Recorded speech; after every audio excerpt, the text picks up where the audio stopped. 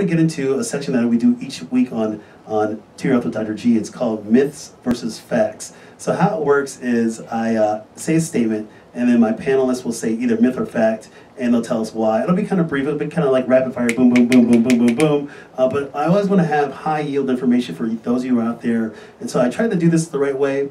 Coming up with some of these kind of myths versus facts can sometimes be challenging, certainly for me as an adult doctor, but we're going to make it work. It's all good. That's how we got to be flexible in everything in life. We just go with the flow. So here we go, myth versus facts. Eating disorders in adolescents. First statement, here we go to Dr. Shah. Myth or fact? Screening for eating disorders in adolescents should be done at routine primary care visits. Myth or fact?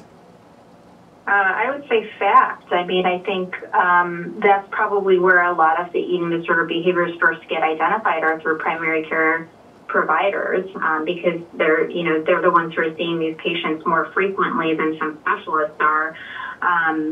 So I think it would be really helpful to have, they really should all be doing screenings for these patients, so that they can potentially, if they need to, get into treatment earlier rather than later, which provides a better prognosis for them. Wonderful, thank you. Here we go, Lindsey. Myth or fact? You can tell if someone has an eating disorder simply by looking at them. That is a myth. Please explain.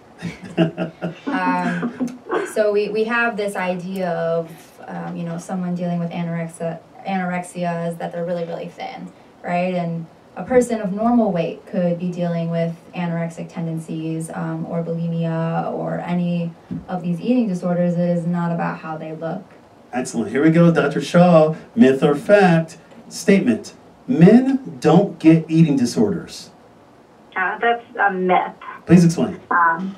Yeah, so I think I know you guys briefly touched on, that we're seeing more men who are struggling with eating disorders, and we definitely are getting more males who are struggling with eating disorders. And unfortunately, I think there's been the stigma that it's primarily just females who struggle with eating disorders, but there are a handful of males who are starting to struggle with eating disorders as well.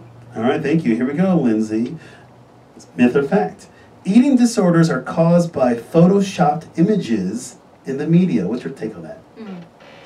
That's a bit of a gray area. I'm leaning more towards fact. Okay. I wouldn't, not necessarily cause, but it's definitely a factor in that, what we see, what the kids are seeing, and they're portraying that as how they want to look. So. Excellent. Thank you very much. Here we go, Dr. Shah. Myth or fact? People in all socioeconomic levels have eating disorders.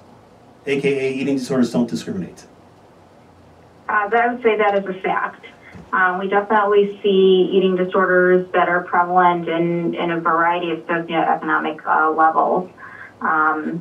So I would say that's a fact. All right, thank you. Here we go, Lindsey. I like this one. We're just keeping this going. Here we go. Maybe I might want to participate in this too. I don't know. Let's see. Here you go, Lindsey. Here you go.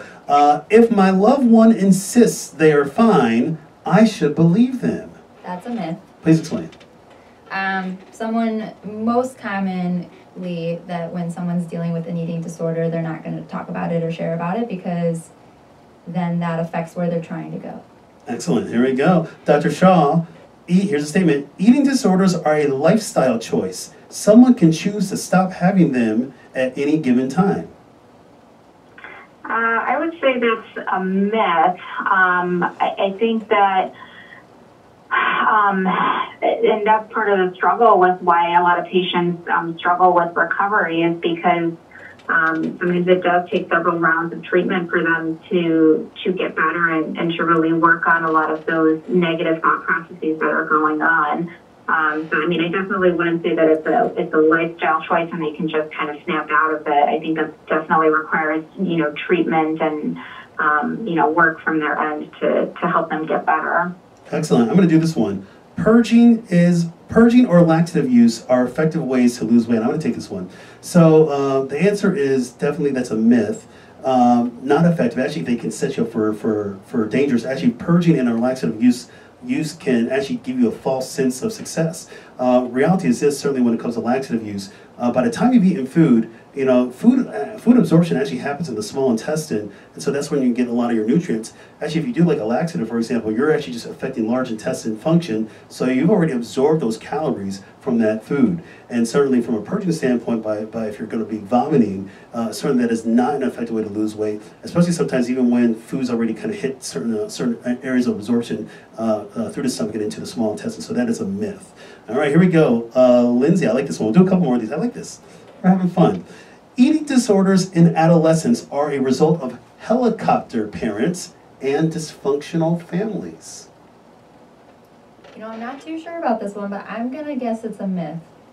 Okay, please explain. I think it can affect anyone, even with someone who has a very healthy family dynamic. It can still affect them. They're a member of the world, and in this world, we're kind of all affected right now. Excellent. Here we go. Dr. Shah, we'll do a couple more. Here we go. Here's a statement, myth or fact. As a parent, there's not much I can do to help my child recover from an eating disorder. That's a myth.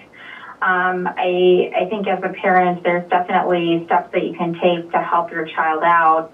One of the biggest steps would be getting them into treatment. I would say would be the biggest step that any parent could do to help their child out. Wonderful, thank you. Here we go, Lindsey. Here's a statement. Since I don't see my loved one engaging in eating disorder behaviors, I don't need to worry about them. That's definitely a myth. As we've mentioned multiple times before, a lot of these behaviors happen in secret.